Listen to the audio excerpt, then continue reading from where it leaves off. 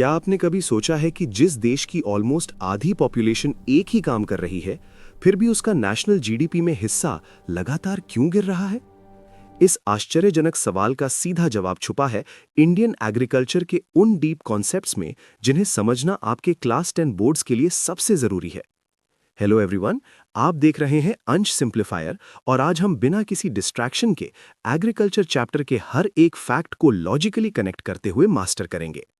सबसे पहले बात करते हैं कि इंडिया में खेती आखिर होती कितने तरह की है। टाइम और टेक्नोलॉजी के बदलने के साथ फार्मिंग मेथड्स को 3 मेन कैटेगरीज में बांट दिया गया है।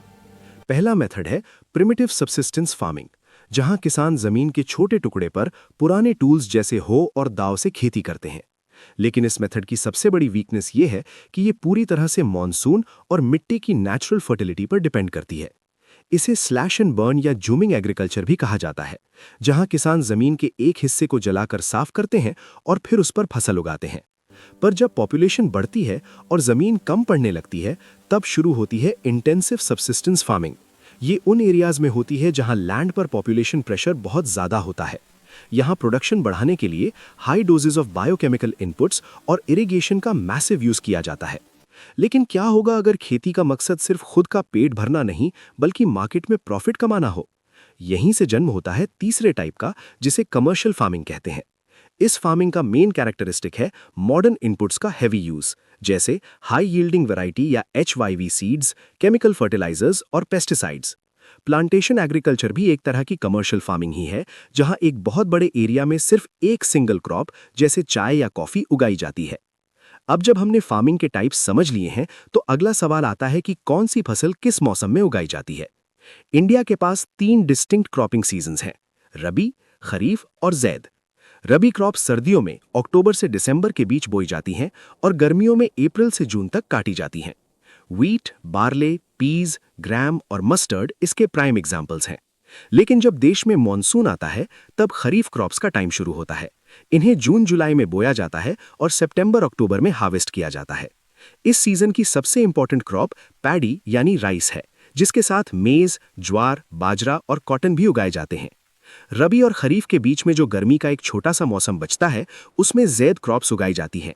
वाटरमेलन, मस्कमेलन, क्यूकम्बर और बाकी वेजिटेबल्स इसी छोटे सीजन का हिस्सा है। इन सीजन्स को समझने के बाद चलिए सीधे देश की सबसे बड़ी फसलों की डिटेल में चलते हैं। शुरुआत करते हैं राइस से, जिसमें इंडिया पूरी दुनिया में चाइना के बाद सेकंड लार्जेस्ट प्रोड्यूसर है। ये एक खरीफ क्रॉप है जिसके लिए हाई टेम्परेचर जो 25 डिग्री सेल्सियस से ऊपर हो और हाई ह्यूमिडिटी जिसमें 100 सेंटीमीटर से ज़्यादा बारिश हो, उसकी ज़रूरत होती है।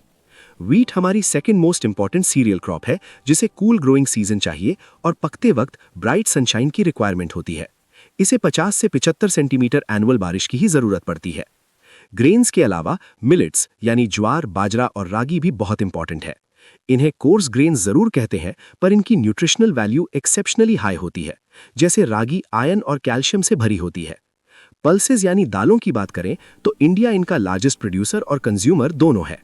लेग्यूमिनस क्रॉप्स होने की वजह से ये मिट्टी की फर्टिलिटी वापस लाने में हेल्प करती हैं। अनाज से आगे बढ़ें तो शुगर केन एक बहुत इंपॉर्टेंट कैश क्रॉप है। ये ट्रॉपिकल और सब ट्रॉपिकल दोनों क्लाइमेट्स में उग सकता है, जिसके लिए हॉट और ह्यूमिड वेदर चाहिए होता है। इंडिया इसमें ब्राजील के बाद सेकंड नंबर पर आता है। टी एक ऐसी इंपॉर्टेंट बेवरेज क्रॉप है जिसे ब्रिटिश इंडिया लाए थे, जिसे वार्म, मॉइस्ट और फ्रॉस्ट फ्री क्लाइमेट की लगातार जरूरत होती है। वहीं इंडियन कॉफी पूरी दुनिया में अपनी प्रीमियम अराबिका वैरायटी के लिए जानी जाती है, जिसकी कल्टीवेशन बाबा बूदन हिल्स से शुरू हुई थी। फूड क्रॉप्स के बाद हमारी इंडस्ट्री पूरी तरह से नॉन फूड क्रॉप्स पर डिपेंड करती है।